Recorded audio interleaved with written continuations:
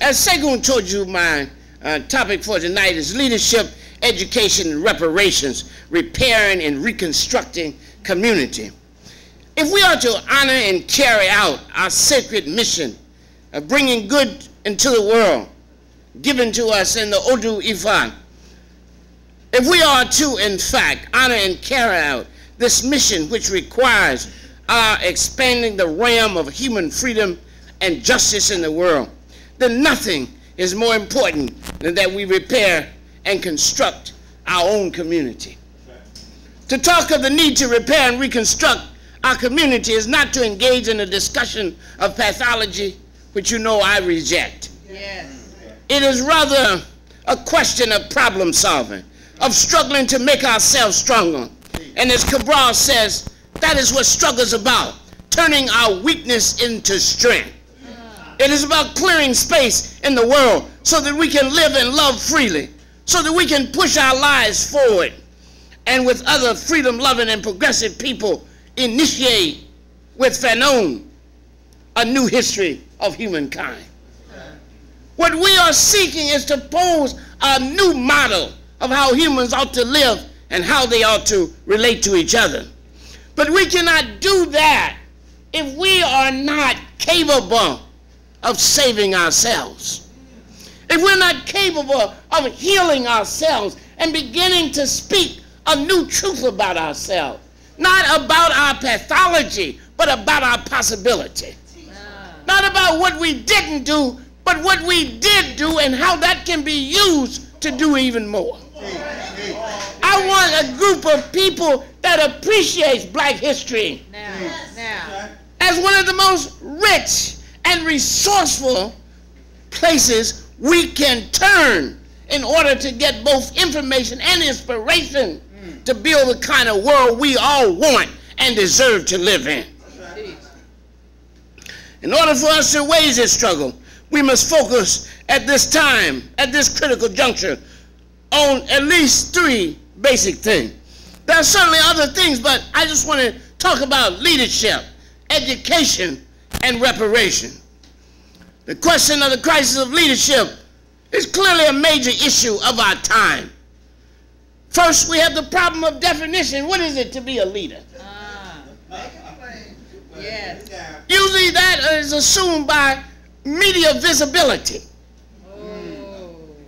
If you appear enough, people will assume you're a leader.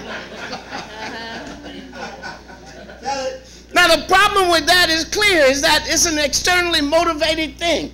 And second, it even gets good leaders, reducing the practice of leadership to PR.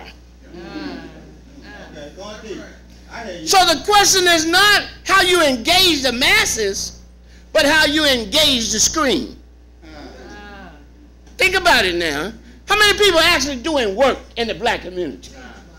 Many people maybe even be afraid or maybe think it's a hopeless cause. And of course they got different technological ways to explain it. I can reach more people.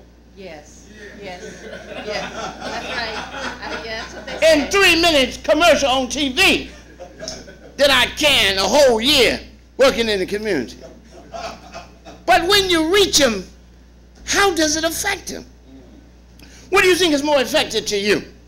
Somebody knocking on your door and talking to you or meeting you at the African Portrait Theater, or somebody talking to you from ABC, CBS, CNN for a couple of seconds that the European chose cut out and diminished in value anyhow. That's right. That's what he does.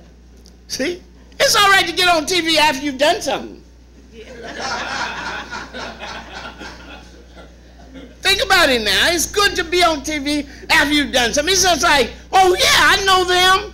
Yeah. What do you know them for doing though?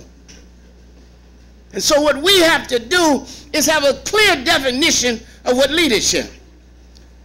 We say in us organization that leadership is a self-conscious capacity and will to provide philosophy, principles, and program which inspires and informs a practice that not only satisfies human needs, but transforms the people in the process, making them self-conscious agents of their own life and liberation.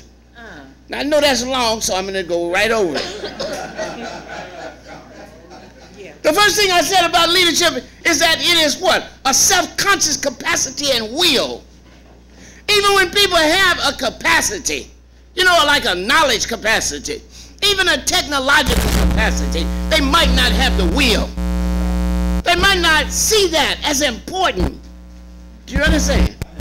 But they also must be able to have a definitive capacity to do what? To evolve or produce first a philosophy, then a set of principles, then a program. And what is this philosophy, program, and set of principles designed to do? To inspire and inform a practice. You see, a lot of times people have directional leadership. They may just tell you to do something. It's not a practice, it's just an act. And therefore, sometimes your acts are disconnected. A practice I'm talking about as a coherent set of acts, including thinking.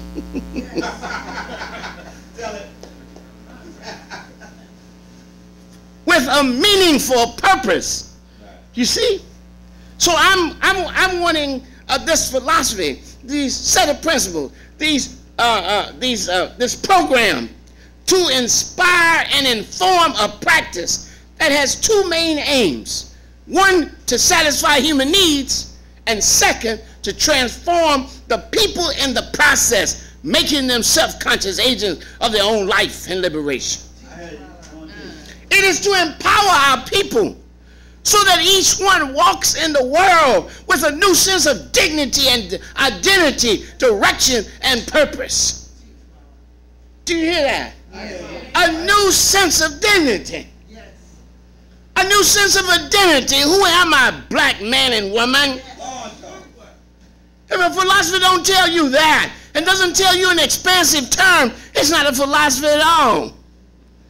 It's a casual conversation that you could have or not. It's not going to change your life.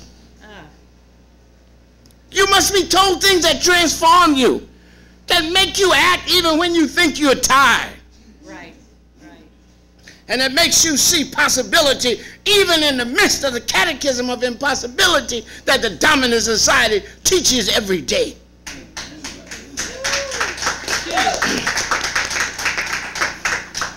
What is this philosophy? A philosophy is a coherent system of views and values that gives us a moral, see that first, moral, material, that's concrete, right on the ground, and meaningful interpretation of life, and that at the same time demands a corresponding practice.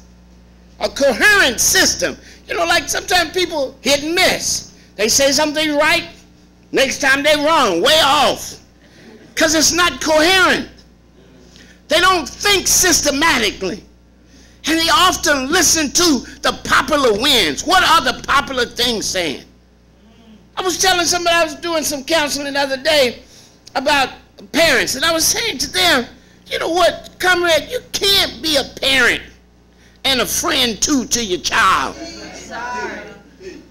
And you can't adopt your child's language and talk teenage rap talk and expect to be taken seriously. The people that are getting ready to send your sons and daughters to be killed in the desert, they don't talk teenage talk. See, they don't emulate their children. They insist that their children emulate them. That's right. Even though it's a crude thing they ask them to do. Tell it. Tell it. And so if we are really going to take ourselves seriously, we as adults must in fact talk like adults, walk like adults, dress like adults, and imagine a future for our children like adults. And stop talking about it's somebody else's time and you ain't even dead. That's a good point. It's somebody else's time when you finish.